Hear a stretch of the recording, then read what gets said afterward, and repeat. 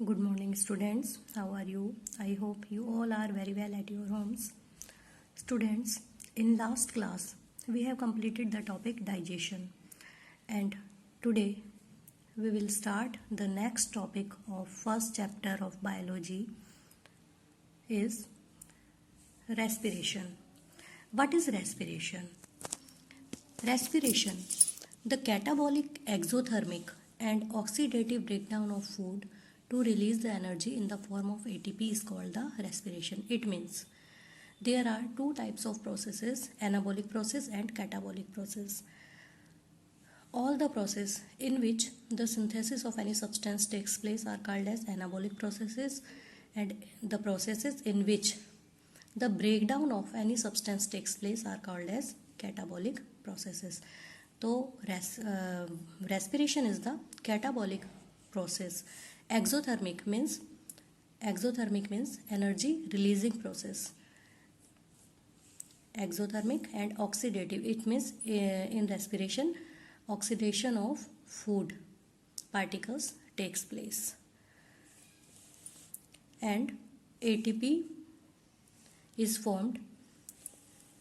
तो स्टूडेंट्स, एक ऐसा प्रोसेस जो कि कैटाबॉलिक है, यानी कि इसमें ब्रेक डाउन होता है फूड पार्टिकल्स का, एनर्जी रिलीज होती है, इट मीन्स ये एक्सोथर्मिक प्रोसेस है, और ऑक्सीडेशन होता है और एनर्जी भी रिलीज होती है जो कि एटीपी की फॉर्म में स्टोर रहती है। ऐसे प्रोसेस को हम क्या कहते हैं? रेस्पिरेशन कहते हैं। जो भी हम फूड खाते हैं उससे एनर्जी जो है वो रेस्पिरेशन के प्रोसेस के थ्रू ही रिलीज होती है।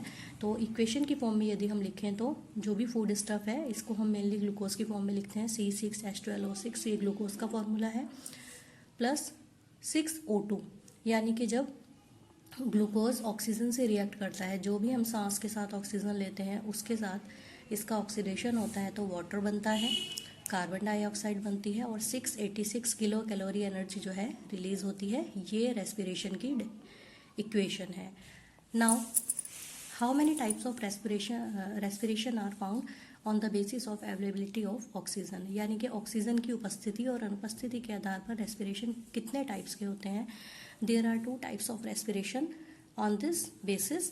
First one is the aerobic respiration, the respiration in which organic food is completely oxidized with the help of oxygen in CO2 and water is called the aerobic respiration. ऐसा respiration जो कि oxygen की presence में होता है, name indicate हो रहा है एरोबिक रेस्पिरेशन। ऐसा रेस्पिरेशन जो ऑक्सीजन की प्रेजेंस में होता है, और ऑक्सीजन की प्रेजेंस में जो भी फूड पार्टिकल्स हैं उनका क्या होता है? कंप्लीटली ऑक्सीडेशन होता है और CO2 और वाटर जो है वो बनते हैं। ऐसे रेस्पिरेशन को हम एरोबिक रेस्पिरेशन कहते हैं। कहाँ पर होता है? Inside the cell. Basically aerobic respiration completes in two steps. First one takes place in the cell cytoplasm and second process takes place inside the mitochondria of the cell. First step is called as glycolysis, यानी कि cell के cytoplasm में जो process होता है उसको हम क्या कहते हैं? ग्लाइकोलिसिस कहते हैं।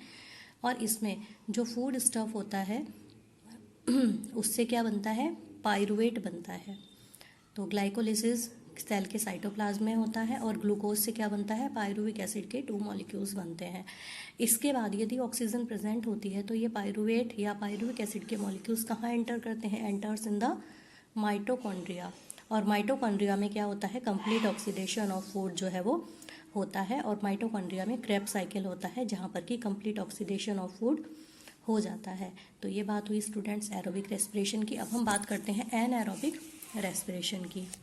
Anaerobic respiration, the respiration in which organic food is partially oxidized, यानी कि ऐसा रेस्पिरेशन जिसमें कि जो फूड स्टफ है वो कम्प्लीटली ऑक्सीडाइज्ड नहीं होता, वो पार्शियली ऑक्सीडाइज्ड होता है because of the absence of oxygen, क्योंकि वहाँ पर ऑक्सीजन प्रेजेंट नहीं होती है। और इसमें जब कंप्लीट ऑक्सीडेशन फूड स्टफ का नहीं होता तो क्या बनता है? CO2 और वाटर जो है वो ऐसे कंप्लीटली नहीं बनते। इसमें क्या बनता है? एथेनॉल बनता है, यानी कि इथाइल अल्कोहल बनता है, कार्बन डाइऑक्साइड बनती है, या कभी कभी कुछ और एसिड जैसे लैक्टिक एसिड भी बनते हैं। और इस प्रोसेस को हम फर्मेंटेशन भी कहते हैं। ये केवल सेल के साइटोप्लाज्म में ही होता है, माइटोकॉन्ड्रिया का इसमें कोई भी इन्वॉल्वमेंट स्टूडेंट्स नहीं होता है। इसकी जो रिएक्शन है वो इस तरह से है। ग्लूकोज का फॉर्मूला C6H12O6, इसमें जाइमेज एंजाइम ये इसकी प्रेजेंस में एथेनॉल बनता है, कार्बन डाइऑक्साइड बनती है और केवल 2 ATP एनर्जी जो है वो इसमें बनती है। तो that's all for today students, try to understand the topic. Thanks to all of you, stay home, stay safe.